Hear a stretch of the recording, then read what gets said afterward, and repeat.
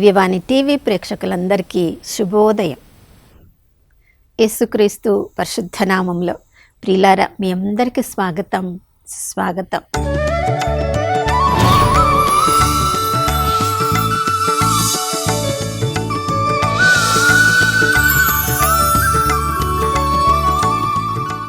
గడిచిన కాలమంతా కంటికి రెప్పలా కాచుకున్న ఆ త్రియేక దేవునికి మనసారా వందనాలు తెలియచేద్దాం. దేవుని ప్రేమ తరిగిపోలేదు, ఆయన కరుణ సమసిపోలేదు.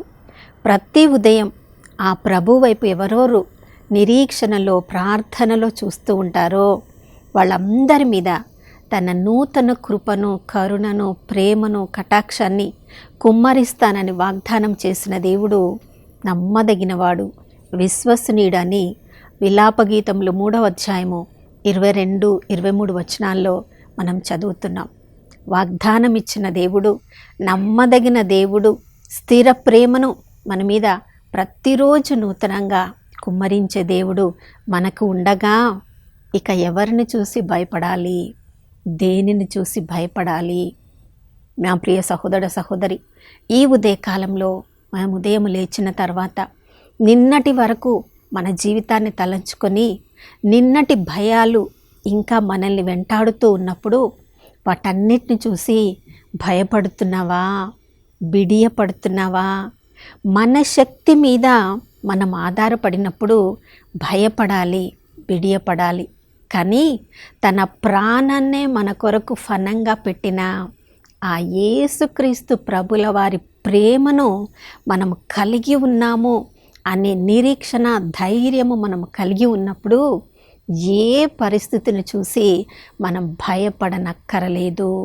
ప్రియులారా, కొన్నిసార్లు మామూలుగా మన ఈ లోకంలో మనం జీవిస్తూ ఉన్నప్పుడు ఎవరైనా మనల్ని శత్రువులుగా భావించి మన మీద పోరాటం చేయడానికి, అది మాటల ద్వారా కావచ్చు, క్రియల ద్వారా కావచ్చు, మనతో పోరాడుతూ ఉన్నప్పుడు మనకంటూ కొంతమంది వాళ్ళు ఉంటారు. మన కుటుంబ సభ్యులే కావచ్చు, స్నేహితులే కావచ్చు, మనం ప్రేమించే వాళ్ళు, మనల్ని ప్రేమించే వాళ్ళు మనకి ఏదైనా బాధ, కష్టం కలిగినప్పుడు వాళ్ళు మనతో నిలబడతారు. మనల్ని అనవసరంగా మాటలు అంటున్నప్పుడు మనము నోరు తెరవకపోయినా చూడండి, వాళ్ళు మన కోసము మాట్లాడుతూ ఉంటారు. ప్రియులారా, మరి ఈ లోకంలో మన తల్లిదండ్రులు కూడా మనల్ని కాపాడలేని పరిస్థితులలో ఇంకా ఎవరు మనల్ని కాపాడగలరు? యేసు ప్రభు రక్షణ ప్రేమ తెలిసినవారు, కల్వరి ప్రేమ తెలిసినవారు, తమ కొరకు తన ప్రాణాన్ని అర్పించిన యేసుక్రీస్తు ప్రభుల వారి ప్రేమను తెలిసిన వాళ్ళు తమ సొంత శక్తి మీద ఆధారపడి ఏ పరిస్థితి నుంచైనా మనం బయటపడగలము అని నమ్ముకోలేరు. ప్రియులారా, ఎవరైనా ఏ పరిస్థితులైనా అనవసరంగా లేదా ఏదైనా మనం చేసినప్పుడు, మనల్ని నిందిస్తూ ఉన్నప్పుడు, మనల్ని బాధ పెడుతున్నప్పుడు ఆ పరలోకపు తండ్రి వైపు చూసి ఆ పరిస్థితినంతా దేవుని మీద వదిలివేసినప్పుడు ఆ ప్రభువే దాని గురించి శ్రద్ధ వహిస్తారు.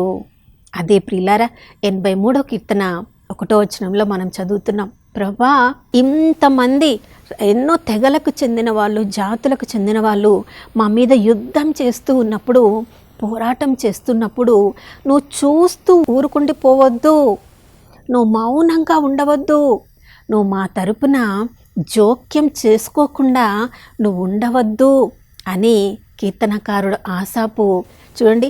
ఇశ్రాయేలు ప్రజలు ఐగుప్తు దేశం నుంచి వాళ్ళు బయలుదేరినప్పటి నుంచి కూడా ఈ రోజు వరకు కూడా ఎంతోమంది వాళ్ళని శత్రువులుగా భావిస్తున్నారు. వాళ్ళు ఐగుప్తు నుంచి బయలుదేరినప్పుడు కానాను చేరే వరకు ఎన్నెన్నో తెగల వారితో, జాతుల వారితో వాళ్ళు యుద్ధం చేస్తూ 40 సంవత్సరములు యుద్ధం చేస్తూ ప్రియులారా కానాను మండలానికి చేరారు. ఈ ఇశ్రాయేలు దేశాన్ని వాళ్ళు స్థాపించుకొని అక్కడ జీవిస్తూ ఉన్న ముందు కానీ ఈ రోజు వరకు కానీ ఇశ్రాయేలు దేశం మీద అన్ని రకాల తెగల వాళ్ళు యుద్ధం చేస్తూనే ఉన్నారు. ఆ రోజు నుండి ఈ రోజు వరకు ఇశ్రాయేలీలు వాళ్ళు నమ్ముకున్న యెహోవా దేవునికి మొరపెడుతూనే ఉన్నారేమో. ప్రియులారా, ఒక్క శత్రువు మన తరపున మనకి విరుద్ధంగా పోరాడుతుంటే మనం వారితో పోరాడవచ్చు. కానీ ఆ 83వ కీర్తనలో ఎంతమంది తెగలవారు వాళ్ళతో పోరాడుతున్నారు చూడండి. అష్షూరీలు పోరాడుతున్నారు, ఫిలిస్తీయులు పోరాడుచున్నారు, మోవాబీలు పోరాడుచున్నారు, అమ్మోనీలు పోరాడుచున్నారు, అమ్మోలేకీలు పోరాడుచున్నారు, హిగ్రీలు పోరాడుచున్నారు, ఫిలిస్తీయులు పోరాడుచున్నారు, ఎదోమీలు పోరాడుచున్నారు. ఎదోమీలు ఎవరు? యాకోబుకి సొంత అన్నైన ఏసావు తెగకు జాతికి చెందిన వాళ్ళు. హిగ్రీలు ఎవరు? హాగారు నుండి వచ్చిన వాళ్ళు. అందరూ కూడా వాళ్ళ సొంత వాళ్ళే ఇశ్రాయేలు వంశం మీద పోరాడుతున్నప్పుడు ఎంతమందితో తమ యుద్ధం చేయాలంటే తమ సొంత శక్తి సరిపోతుందా ప్రియులారా? అందుకనే రాజుల దినచర్య 2వ గ్రంథం 20వ అధ్యాయంలో కూడా మనం చదువుతున్నాం. యెహోషాఫాతు రాజు మీద 4 రాజులు కలిసి యుద్ధానికి వచ్చినప్పుడు ఒక్కడుగా ఆ యుద్ధంలో తను విజయం సాధించలేడు కాబట్టి ఆ శత్రువులందరినీ, ఆ పరిస్థితిని అంతటిని కూడా యెహోవా దేవుడి దగ్గరికి తన రాజ్యంలోని ప్రజలందరితో పాటు ఉపవాస ప్రార్థన చేసి ఆ దేవుడి దగ్గరికి వెళ్ళినప్పుడు ప్రభు ఏం చెప్పారు వాళ్ళకి? యుద్ధము మీది కాదు, యుద్ధము యెహోవాదే. మీరు కదలక మెదలక ఉండండి. మీరు స్తుతిస్తూ ఉన్నప్పుడు ఆ దేవుని సన్నిధి వచ్చి, దేవుని సన్నిధే తన యొక్క దూతలతో యుద్ధము చేసి యెహోషాఫాతు రాజుకి విజయం ఇచ్చాడు ప్రియులారా. చూడండి, ఈరోజు కీర్తనకారుడు చెప్తున్నాడు, ప్రభా న్యాయాధిపతుల గ్రంథంలో దెబోరా న్యాయాధిపతిగా ఉన్నప్పుడు ఒక స్త్రీ వారందరినీ కూడా సత్యంలోనికి నడిపించి పాప పశ్చాత్తాప పడేటట్లు చేసి అన్ని తెగల వారిని సమకూర్చి ఐక్యపరచి కీషోను వాగు దగ్గర సీస్రా అతని రాజ్య అధికారం మీద యుద్ధానికి తీసుకొని వెళ్ళినప్పుడు ప్రియులారా, అక్కడ చాలా తక్కువ మంది యుద్ధానికి వచ్చిన వాళ్ళు. ఆ కొద్ది తక్కువ మంది దగ్గర ఏ యుద్ధాన్ని చేయవలసిన సామగ్రి కూడా, ఆయుధాలు వాళ్ళ దగ్గర లేదు. అలాంటి పరిస్థితులలో వాళ్ళు ప్రార్థన చేసి ఆ పరిస్థితిని దేవునికి అప్పగించినప్పుడు ఆ శ్రీశ్రా యొక్క సైన్యాధిపతి తన యొక్క సైన్యం అంతటితో రకరకాల యుద్ధ సామాగ్రితో ఇనుప చక్రాలు కలిగిన ఆ రథములతో వాళ్ళు వచ్చినప్పుడు కీషోను వాగు దేవుని యొక్క ఆజ్ఞ ద్వారా అది పొంగి పొరలినప్పుడు అక్కడంతా వరదగా ఏరులై పారినప్పుడు చూడండి, ఆ ఇనుప చక్రాలు ఆ యొక్క వాగులో మునిగిపోయినప్పుడు అక్కడ ఆ మడుగులో అవి చిక్కుకొని పోయినప్పుడు ఆ రథాల మీద ఉన్న సైనికులు ఏమీ చేయలేకపోయారు. అవి ముందుకి కదలలేక మొరాయించినప్పుడు వాళ్ళు కూడా కిందికి దిగవలసి వచ్చింది. వాళ్ళు కూడా ఆ మడుగులో వాళ్ళు ఇరుక్కొని పోతున్నప్పుడు, చిక్కుకొని పోతున్నప్పుడు ఇక యుద్ధం ఎలా చేస్తారు ప్రియులారా? చూడండి, ఇలాంటి పరిస్థితులలో సైన్యాధిపతి సీస్రా పరిగెత్తి ఒక ఇంటికి పరిగెత్తి అలసిపోయి, ఆ రథం మీద ఉండవలసిన వాడు, అలా యుద్ధం చేయడానికి అతడు అలవాటున్నవాడు, ఇప్పుడు కిందికి దిగి నేల మీద ఆ కాళ్ళు ఇరుక్కుపోతుంటే యుద్ధం చేయడానికి తనకు అలవాటే లేదు. ఇక పరిస్థితి చేయి దాటిపోయిందని అలసిపోయి ఒక ఇంటికి వెళ్ళి ఆమె ఆ ఇంటిలో ఉన్న స్త్రీ దగ్గర నుంచి యాయేలు ఆమె పేరు, ఆమె ఇజ్రాయేలు వనిత కూడా కాదు, కానీ దేవుడు ఆమెకిచ్చిన ఆ అనుమతి ఇన్స్పిరేషన్ ప్రకారము ఆమె ఆయనను ఇంటిలోనికి రానిచ్చి ఆయన దాహముగా ఉంది అన్నప్పుడు నీరుకు బదులుగా పాలు పెరుగు ఇచ్చి ఆయన హాయిగా నిద్రపోతూ ఉన్నప్పుడు చూడండి, ఆ యొక్క టెంట్ యొక్క మొలను తీసుకొని ఆయన కణితుల్లోనికి ఒక స్త్రీ దించడం వలన గట్టిగా అక్కడికక్కడే ఆమె పాదముల దగ్గర పడి చనిపోయాడు. ఆమె యుద్ధం చేసే స్త్రీ కూడా కాదు, కానీ ప్రార్థన చేసి బలమైన శత్రువులు ఎంతోమంది మన మీదికి రావచ్చు.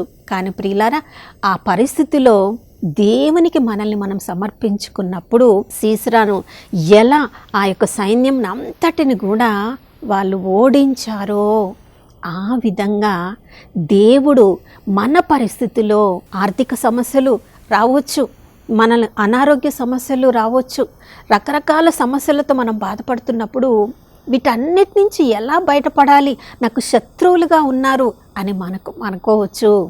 ఈ పరిస్థితిలో మన శక్తిని చూసి మనం బయటపడలేమని భయపడకుండా, బాధపడకుండా ప్రియులారా, ఆ పరిస్థితిని దేవునికి అప్పగించినప్పుడు దేవుడు గాలిని పంపించి సమస్యలన్నిటిని ఎగిరిపోయేలా చేస్తారు. అగ్నిని పంపించి ఎక్కడెక్కడ మనలో అశుద్ధి ఉందో ఆ అశుద్ధిని అంతా కూడా శుద్ధి చేసి అగ్ని లాంటి సమస్యలో నుంచి దేవుడు మనల్ని బయటికి తీసుకొని వస్తారు. దేవుడు ఉరుములాగా, మెరుపులాగా, వరదలాగా వచ్చి మనం ఏ పరిస్థితుల్లో చిక్కుకొని పోయినామో ఆ పరిస్థితి నుంచి బయటికి తీసుకొని వచ్చే దేవుడు మనం కలిగి ఉన్నాం ప్రియులారా. ఎందుకంటే 83వ కీర్తన చివరి వచనంలో మనం చదువుతున్నాం, ఆయన నామములో ఉన్న శక్తిని ఎవరెవరు నమ్ముతున్నారో వారందరి శత్రువులను దేవుడు తన శత్రువులుగా భావించి వారందరికీ కూడా పరాజయం కలిగిన శక్తిని కలిగిన వాడు. నా ప్రియ సహోదర సహోదరి, ఈ ఉదయకాలంలో నీ కుటుంబంలో సమస్యల, వ్యక్తిగత జీవితంలో సమస్యల, ఏ శత్రువులతో నువ్వు పోరాడుతున్నావో, నీ వలన అది సాధ్యం కావడం లేదనుకుంటున్నావా, ఆ ప్రభువునకు సమర్పించు. ఆయన నామములోని శక్తి ద్వారా నీకు విడుదలను కలిగిస్తారు, నీకు ఆరోగ్యమును కలిగిస్తారు, నీకు సంతృప్తిని కలిగిస్తారు, నీ కుటుంబంలో ఐక్యతను కలిగిస్తారు. మరి ఎందుకు ఇక శత్రువులను, పరాజయమును నీవు ఇంకా ఎందుకు చూసి భయపడకుండా నీ యొక్క పరిస్థితిని అంతా ప్రభువునకు అర్పించినప్పుడు ఆ ప్రభువే నీ తరపున ఈరోజు నీలో జీవించబోతున్నారు, నీకు విజయం ఇవ్వబోతున్నారు. అటువంటి గొప్ప దేవునికి మన పరిస్థితినంతా సమర్పించుదామా? నాతో కలిసి ప్రార్థించండి. పరిశుద్ధుడైన దేవానికి స్తోత్రములు తండ్రి.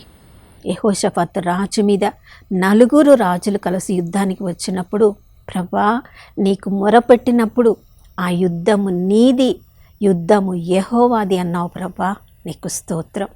నాయనా, యెహోషాఫాతు రాజులాగా ఈరోజు మేమందరము కూడా మేము ఏ పోరాటాలు చేస్తున్నామో నాయనా, ఆర్థికంగా, ఆరోగ్యపరంగా, సంఘంలో, సమాజంలో, వ్యక్తిగత జీవితంలో, శోధనలలో, వ్యసనములలో చిక్కుకొని పోయి బయటికి రాలేక ఏ పోరాటాలు మేము చేస్తున్నామో ప్రభా, వాటన్నిటిని కూడా మీకు సమర్పిస్తున్నాం తండ్రి.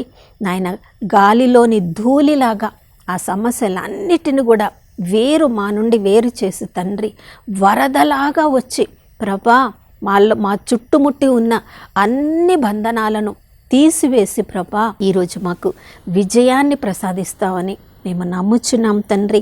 మాకు రాజుగా, నాయకుడిగా ఉండి మాకు విజయ పథంలో నడిపించే దేవుడవు నాయన. సిలువను జయించి మృత్యుంజయుడమైన దేవా, నీకు స్తోత్రం. మా అందరికీ కూడా పునరుత్థాన శక్తి ద్వారా మరింత విజయ పథంలో మేము ముందుకు సాగిపోయే విశ్వాసాన్ని మా అందరికీ అనుగ్రహించమని యేసయ్య పరిశుద్ధ నామములో అడిగి వేడుకొనిచున్నాము తండ్రి, ఆమేన్. నీవు నన్ను పిలుతువేని నేను నీకు జవాబిస్తును, గొప్ప గొప్ప రహస్యములను నీకు తెలియజేస్తా అన్న దేవుడు ఈరోజు ఏ పరిస్థితిలో నీవు ఉన్నా దాని నుంచి బయటపడే గొప్ప మర్మాలను, రహస్యాలను ప్రభు ఈరోజు మనందరికీ కూడా తెలియజేయబోతున్నారు. అందుకుగాను ప్రభుని స్తుతించుదాం. మరొక నూతన శుభోదయంలో మనం అందరం కలుసుకునే వరకు దివ్యవాణి టీవీని వీక్షిస్తూ ఉందాం. ఇమ్మానుయేలు, ప్రభు మనతో ఉన్నారు.